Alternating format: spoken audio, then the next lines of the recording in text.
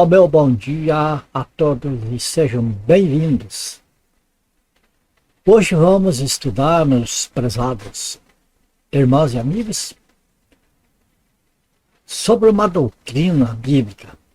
Claro que todas as doutrinas bíblicas são importantes e são muitas. Então vamos estudando aos poucos, na medida do possível. Hoje vamos estudar uma doutrina que é a doutrina do inferno. Nós fizemos no vídeo passado, nós estudamos a respeito do lago de fogo. Agora vamos estudar a respeito do inferno. O que acontece? O inferno é uma coisa, é bíblico, está na Bíblia, mas existe uma polêmica no meio cristão sobre isso aí, porque é outra coisa. Uns entendem de uma maneira, outros entendem de outra. E mais uma vez nós vamos aqui tentar compreender qual é a maneira certa de nós entender essa palavra, né? Então é claro que para isso a gente tem que ir nas escrituras. É o que nós vamos fazer agora. Vamos lá então. Então aí, portanto, está, né? Inferno. É o que nós vamos estudar. Mas antes nós vamos estudar umas outras palavras para depois nós entender completamente o que é inferno. Nós vamos ver aqui, por exemplo, a palavra hiena. Nós vamos ver aqui a palavra Hades, Tártaro. E depois tem sepultura também. Que essa palavra inferno, em muitos lugares, né, ela está traduzida no lugar de hiena, no lugar de Hades, no lugar de Tártaro, no lugar da sepultura. Então aí o que causa confusão no meio dos pessoal que são evangelizados, né? E daí fica na dúvida com essas doutrinas e às vezes afirmando que é uma coisa que não é aquilo ali propriamente. Então vamos lá. Então, bom, eu gostaria de deixar de início aqui que há muitas pessoas que entendem que inferno é o lago de fogo. Inferno e lago de fogo são coisas diferentes. Não é a mesma coisa. Então, e é o que nós vamos ver também agora. Então vamos começar aqui por essa palavra grega, né? Tanto o hiena como o Hades, como o Tártaro são palavras gregas, que é a língua original do Novo Testamento. Então a palavra hiena, ela significa destruição. Por exemplo, aqui no livro de Marcos, capítulo 9, versículos 47 e 48, está essa palavra traduzida por inferno, mas tem muitos outros lugares que a gente só coloca aqui uma passagem para, né, clarear o nosso entendimento. Mas tem várias passagens na Bíblia. É assim. Então, nessa passagem, veja que Jesus falou a respeito da pessoa que cobiça, né? Que seus olhos se deparam com uma coisa. Até que o Senhor Jesus fez o exemplo, por exemplo, da concupiscência dos olhos, né? Se um dos teus olhos te faz tropeçar, te faz pecar, né? Faz cometer um adultério, por exemplo, um adultério espiritual, né? Arranca-o.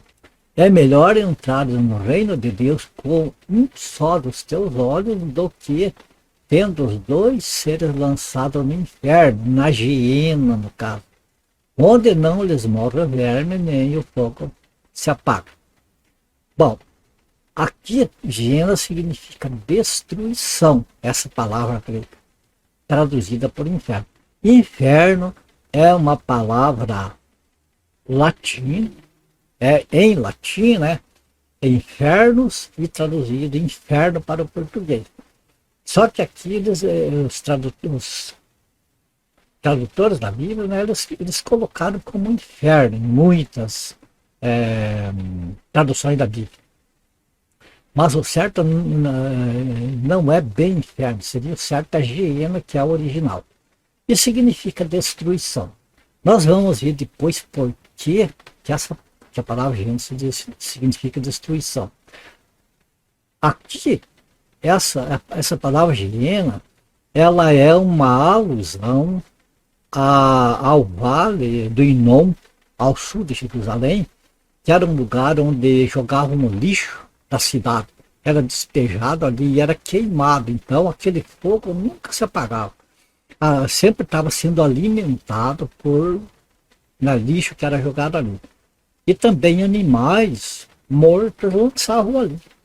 Ia queimando, né? Tudo. Então aquele fogo nunca se apagava. Aqueles bichos nunca morriam também ali. Então significava um lugar de destruição, né? Porque era queimado todas as coisas ali. Depois nós vamos ver, vamos voltar a ver essa parte. Vamos ver a outra parte que também na Bíblia está traduzida por inferno, mas o original grego é Hades. Isso significa outra coisa, veja. Geena significa destruição. Hades significa o mundo inferior, reino da morte. Posteriormente foi incluído sepultura também como Hades. Mas a princípio não era sepultura. Significava apenas o mundo inferior, o reino da morte. Quer dizer, o lugar dos mortos, né, dos espíritos dos mortos. Não fica bem sepultura aqui, porque sepultura é um lugar do corpo e não da alma. Por exemplo, os testemunhos de Jeová, eles afirmam, por exemplo, que Hades, Geena, Tártaro, tudo significa sepultura. Porque eles não acreditam na alma. Uma alma que tem, como dizem, separado dentro do corpo. O ser humano foi feito alma vivente. Ele é um. Mas é um triuno. Espírito, alma e corpo. A própria Bíblia, lá em Tessalonicenses, afirma isso. Não tem como ligar. Então existe espírito, existe alma, existe corpo. O que acontece? Quando a pessoa morre, lá no livro de Eclesiastes nós vemos que quando a pessoa morre, então o corpo vai para a sepultura, o pó volta ao pó. E o que é de Deus, e o espírito que é de Deus volta a Deus. Agora tem a alma. Para onde que vai a alma? Nós podemos ver aqui nesta parábola que Jesus contou, Lucas capítulo 16, versículos 23 e 24. Tem mais versículos ali que podem ser analisados, mas nós vamos ver esses 2 versículos já é o suficiente. O que acontece? Que é aquela parábola do rico e do mendigo.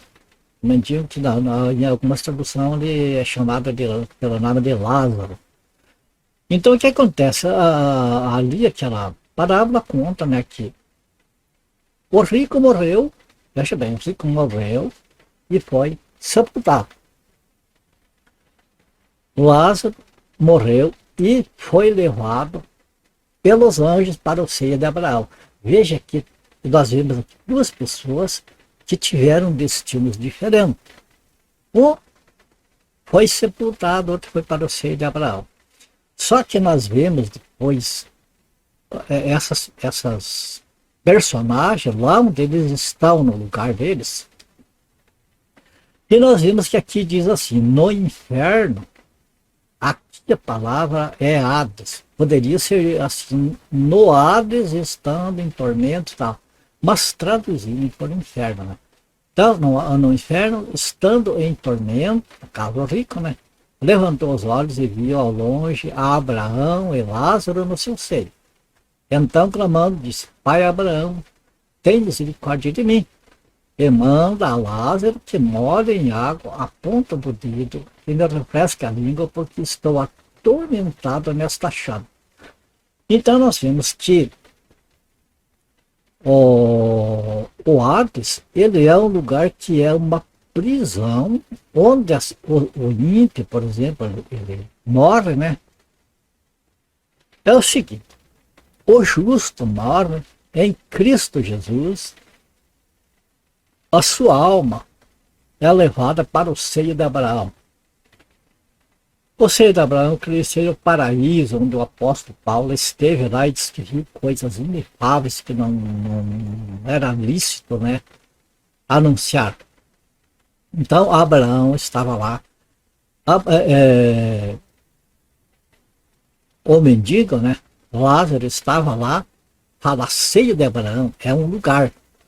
Mas nós vemos que estar ao seio significa como uma criança estar no colo da mãe se alimentando.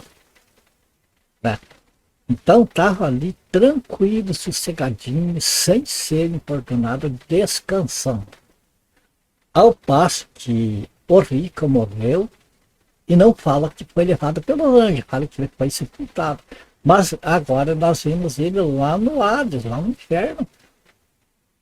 Vivo não pode ser o corpo, porque o corpo estava morto, o corpo estava inerte. Então era a parte viva dele que não morreu com o corpo, que estava lá vivo, era a alma. E estava, veja que estava em tormento. Enquanto o Lázaro estava descansando, o rico estava em tormento. Não vamos aqui fazer um parênteses para nós colocar o certo que o rico não estava lá no inferno em tormentos por ser rico. Ele estava porque, veja bem, ele era um rico injusto. Ele via Lázaro, por exemplo, ali catando as migalhas debaixo da mesa dele junto com os cachorros. E o que ele fazia? O texto não fala nada, que ele dava um pedaço de pão, alguma coisa para o mendigo. Ele estava se arregalando com o melhor que ele tinha, enquanto o mendigo estava buscando as migalhas ali. Então ele era um rico injusto, e eu vejo que ele foi lá para o inferno por causa de ele ser injusto, ser um ímpio. Enquanto que Lázaro, na sua pobreza, também eu não creio que ele foi lá para o seio de Abraão por ser pobre, por ser um mendigo. Ele foi porque ele era justo. Talvez se ele fosse rico, ele fosse diferente daquele rico da parábola. Talvez ele repartisse do que ele tinha com os outros, mas ele não tinha, ele era pobre. Então, a gente vê que tomar nos lugares diferentes, não por causa da sua posição social, mas por causa da justiça. Eu vejo dessa maneira. Então nós vemos que o lugar lá onde o rico estava era um lugar de tormento, certo? Enquanto que o Lázaro estava em um lugar de descanso, tranquilo. Agora nós vemos mais uma parte aqui. Tártaro. O Tártaro é um lugar que corresponde a Gênesis, um lugar como que a Gênesis é um lugar de destruição, o Tártaro também é um lugar de destruição. Da corresponde a Gênesis. Segundo Pedro, capítulo 2, eu não lembro agora o versículo, né? Que está escrito assim: ora, se Deus não poupou anjos quando pecaram, antes precipitando-os no inferno, veja, lá no original está escrito Tártaro, foi traduzido para o inferno. Os entregou a abismos de trevas, reservando-os para juízo.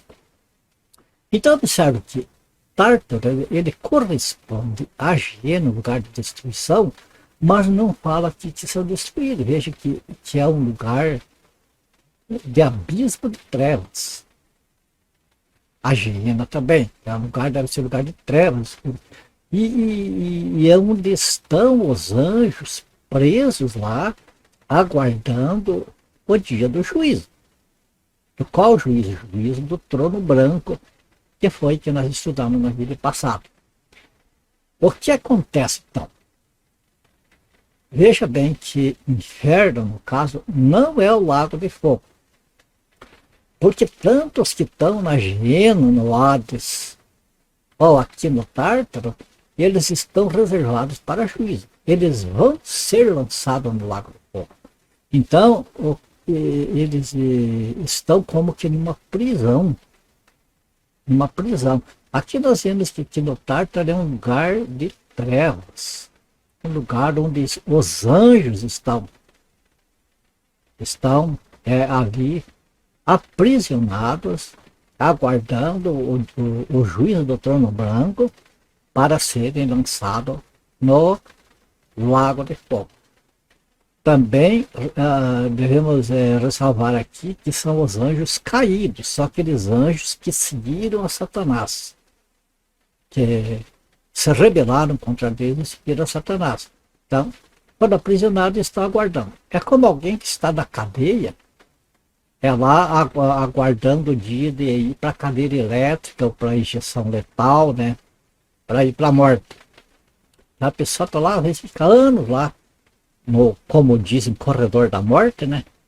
Até chegar o dia da execução. Aqui também, os anjos já foram julgados e estão aguardando a execução deles, que vai ser no lago de fogo.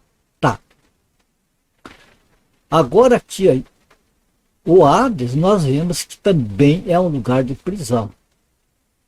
Não fala que seja um lugar de trevas, mas fala que é um lugar de fogo.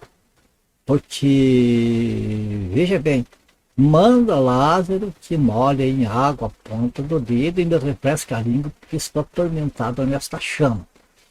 Então, todos esses lugares aqui, veja, tanto a Gênova como Hades, como Tártaro, são traduzidos em muitas traduções como inferno. Então, quando nós lemos inferno na Bíblia,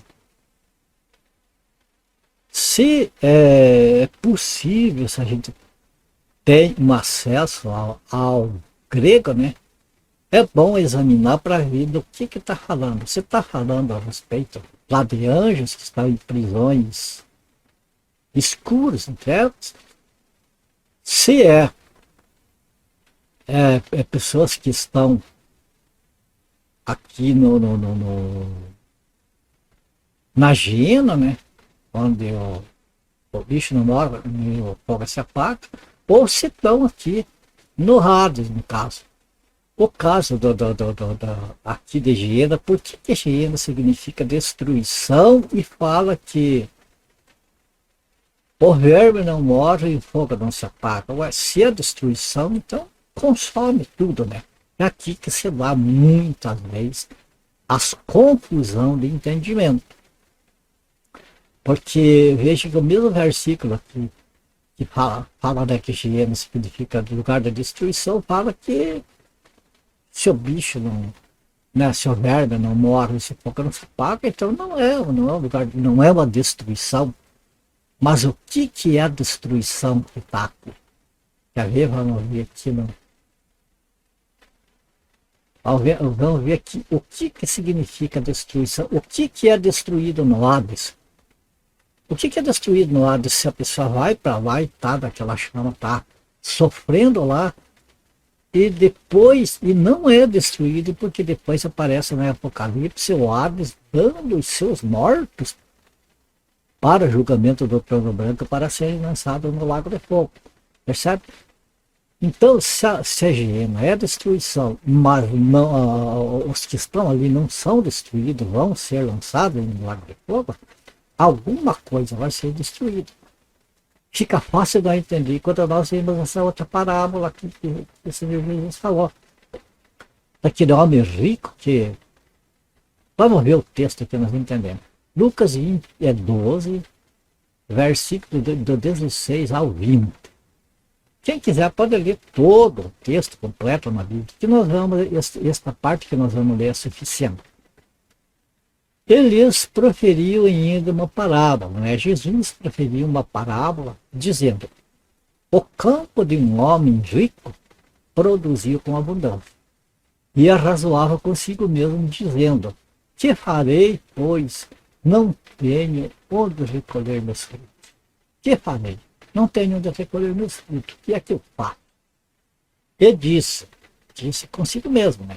Farei isto. Teve uma ideia maravilhosa. Destruirei os meus celeiros, reconstruirei maiores. E aí recolherei todo o meu produto e todos os meus bens. Então direi, veja, o sonho, então direi à minha alma: tens em depósito muitos bens para muitos anos. Descansa, come, bebe e regala. Nossa, Davi, aproveita, porque vou, vou reconstruir isso aqui tudo, vai ter abundância, não precisa se preocupar com nada, a gente vai ter uma vida excelente. Olha que sonho de ser homem rico, né? Que beleza, que tranquilidade. Só que é o seguinte, né? Versículo 20. Mas Deus me disse, louco, esta noite te pedirão a tua alma. E o que tens preparado para quem será? Bom, este rico aqui, o texto aqui não diz, mas diz que vão pedir a alma dele. Se no caso ele for lá para a Geena, se ele é. Aqui dá para ver que é uma pessoa ambiciosa. Dá para ver que é uma pessoa que não crê. Portanto, deduz que é uma pessoa que vai lá pro Hades. Vai lá para aquele lugar de tormento. E daí, o que mora dele aqui? O que é destruído desse homem? Quando nós vemos que o Hades, sendo um lugar de destruição, mas a alma está lá viva, clamando, se queimando, significa que o que é destruído lá no Hades é o sonho da pessoa, é aquela ambição que tinha, morre, acaba, é destruído. Então é um lugar de destruição, não da alma da pessoa, mas é um lugar de destruição dos sonhos. É um lugar de destruição daquilo que almeja, que quer, que ambiciona. Percebe? Por isso que as escrituras nos ensinam a não ser ambiciosos. Não ser ambiciosos justamente para que a gente não entre em pecado de não crer no Senhor Jesus e não ser salvo. Aí sim vai lá para o lago, para o Hades. Lá é destruído tudo aquilo que a pessoa, toda aquela soberba, é destruída toda a soberba, toda a inveja, tudo aquilo que a pessoa imagina acaba, vira uma miséria, vira um sofrimento lá. E pior que depois, essa prisão de sofrimento transitório vai ser aberta e esses que saem daqui vão ser lançados no lago de fogo. Que então, quiser poder ver o vídeo anterior, onde o sofrimento daí é eterno. Aqui, amados, inferno não significa sofrimento eterno. Significa lugar ruim, significa lugar transitório de sofrimento. Quando está escrito inferno, pode se tratar lá do abismo onde estão os anjos caídos, pode se tratar do lugar onde está esse rico, né?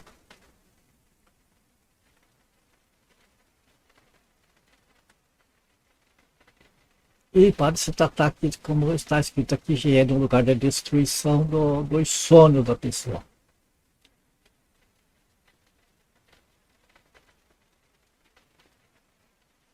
Aqui tem mais um detalhe aqui que quero aproveitar para passar para vocês. Por exemplo, vou dar como exemplo, mas não é só eles, tem outros também que acreditam como ele. Os testemunhas de Jeová, eles não acreditam na existência do inferno de fogo. Para eles é um inferno de fogo, é algo espiritual, assim, é algo assim. Para eles não, eles acham que é incompatível com o caráter de Deus, que é amor, né? A pessoa ficar sofrendo eternamente lá queimando. Então eles não acreditam no inferno de fogo. Tem outras correntes que acreditam que existe lá o lago de fogo, onde as pessoas são queimadas ali, como se queima uma folha de papel. Chega fogo ali e pronto, aquilo em cima, acabou. Esqueceu, nunca mais se vê aquilo ali, aquela foi. Então tem pessoas que acreditam dessa maneira. Ao passo que tem outros que acreditam que o sofrimento é eterno.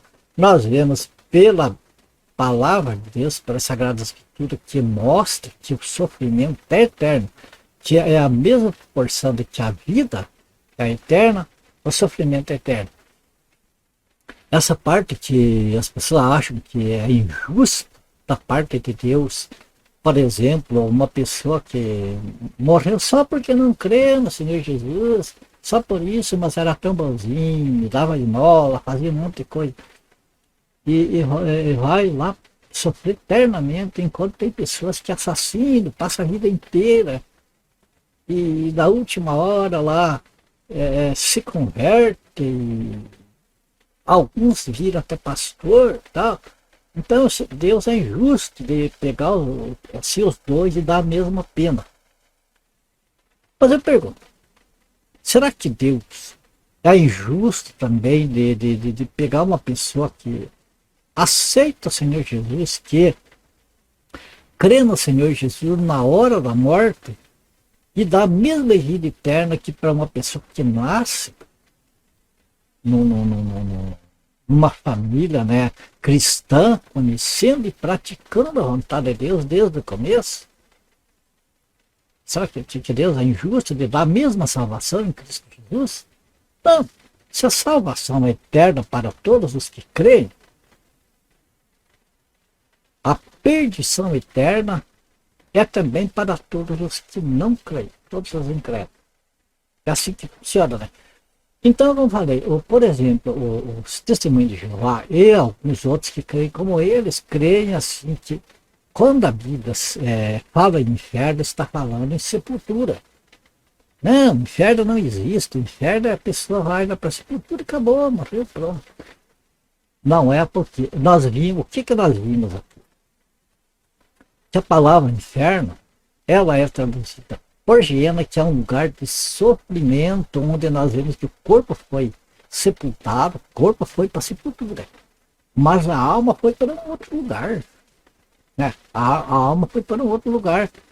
A pessoa não foi enterrada viva para estar na sepultura pedindo, dizendo que está numa chama de fogo.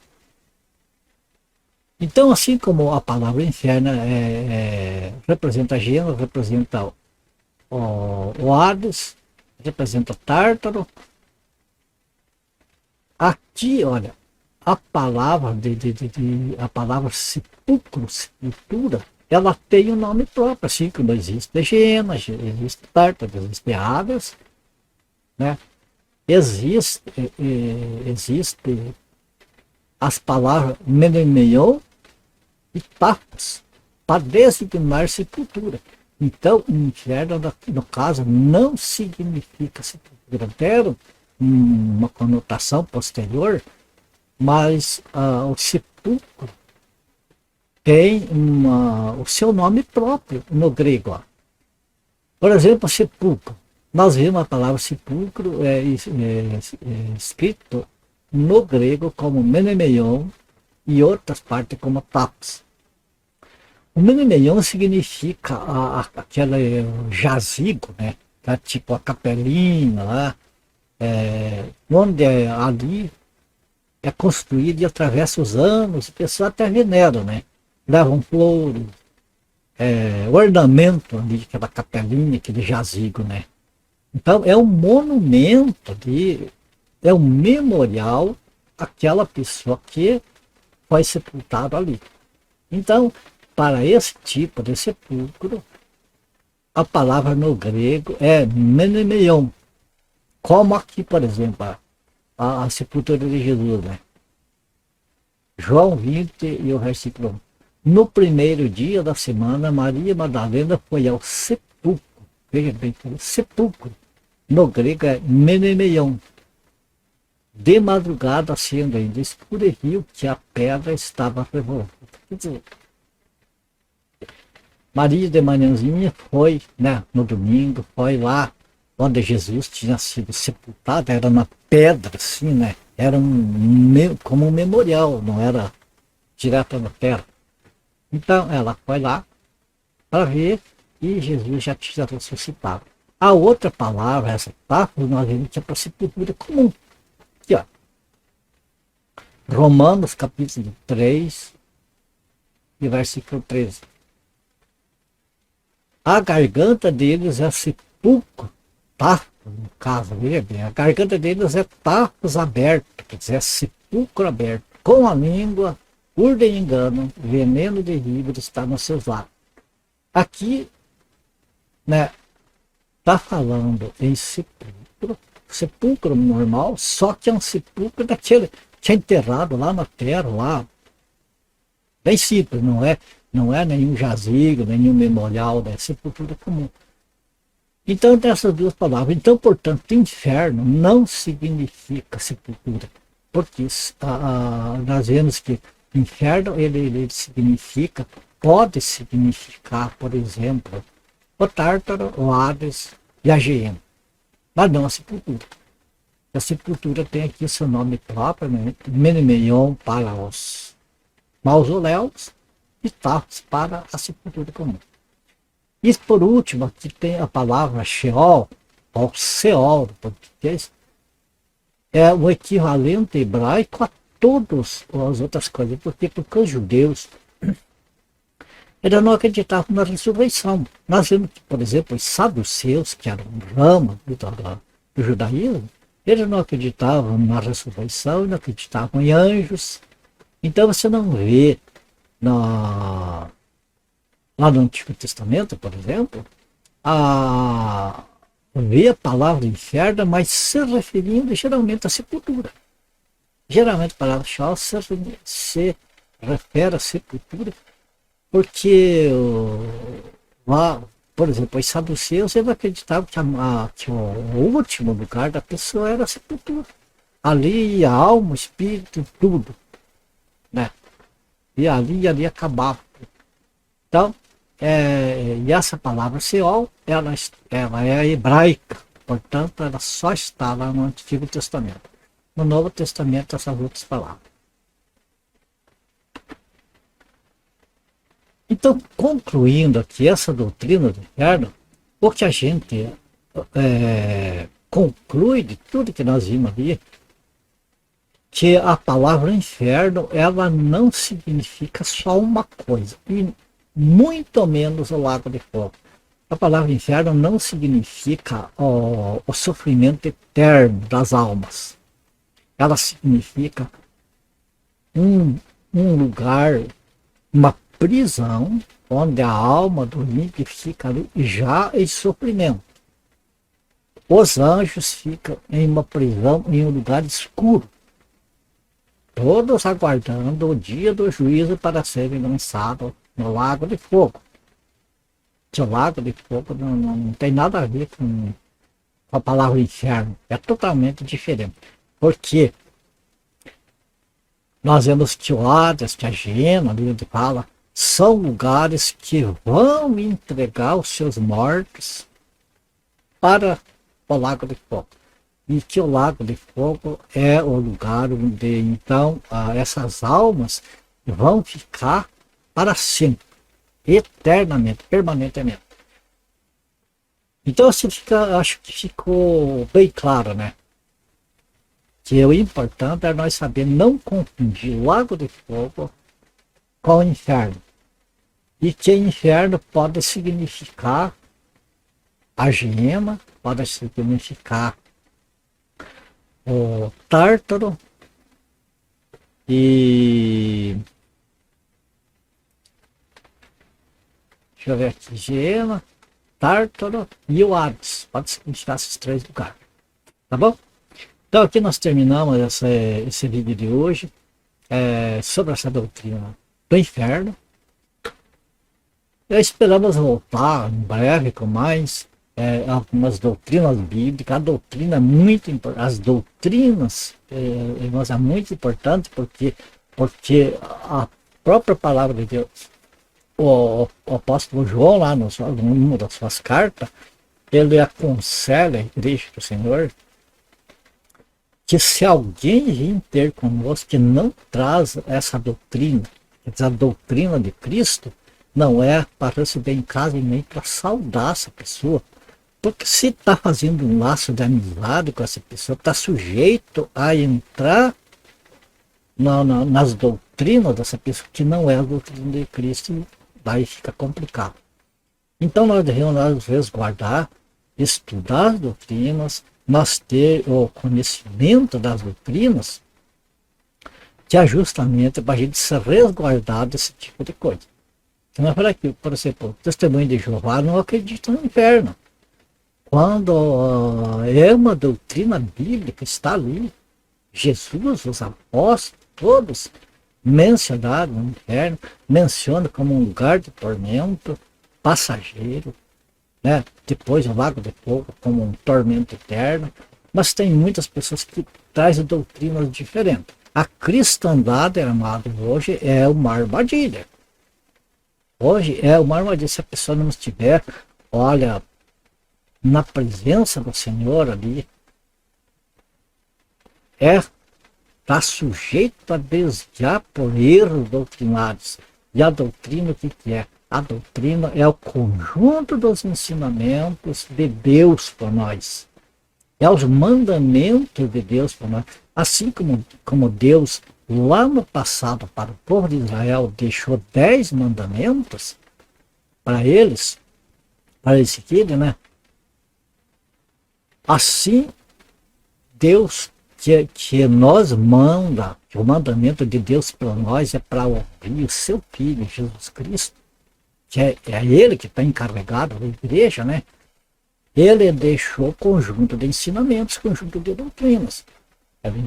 Ele ensinou, passou para os apóstolos completarem então, esses ensinamentos, que é os mandamentos para nós hoje. Então é importante a gente estudar as doutrinas para não cair no erro de desviar as doutrinas e começar a seguir doutrinas de homens, invenções, inovações e coisas que vão nos afastar do Senhor, que vão nos tirar do testemunho, né? Fazer nos afastar do testemunho dos irmãos com Deus também. Tá bom? Para que a gente termine este, o meu agradecimento a vocês que estão me acompanhando até aqui. Que a graça de Deus seja abundante na tua vida, na vida da tua família. Ore por mim, que eu estou orando por vocês. E se for da graça do Senhor, a gente se vê no próximo vídeo. Até lá, na paz do Senhor Jesus. Até!